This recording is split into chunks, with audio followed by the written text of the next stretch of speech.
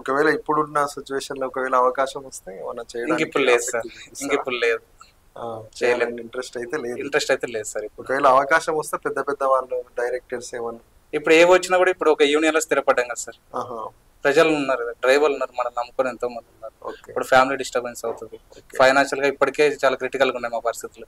మళ్ళీ అందులోకి వెళ్ళిన తర్వాత కూడా మళ్ళీ ఇబ్బందులు ఎదుర్కోవాలి. ఇవన్నీ ప్రజల కోసం పోరాడుతున్నారు ప్రస్తుతానికి. అంతే.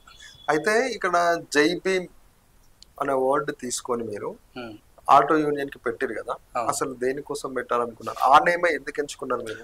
ఆ నేమ్ అంటే నాకు అంబేద్కర్ గారు అంటే చాలా ఇష్టం.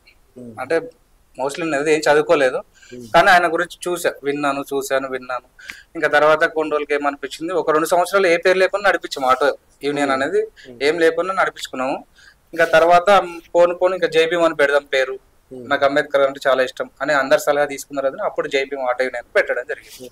అంటే దీనికి మొత్తం టోటల్ గా మీరేనా ఫౌండర్? దీనికి మీరే స్థాపించారు మొత్తం. మామూలుగా ఎంత మంది ఉంటారు ఇప్పుడు ప్రస్తుతానికి? ఇప్పుడు ఇందులో 150 మంది. 150 మంది ఉన్నారు. 150 మంది, ఒక 6 మంది ఒకటి మెయిన్ క్యాండిడేట్ ఉంటారు.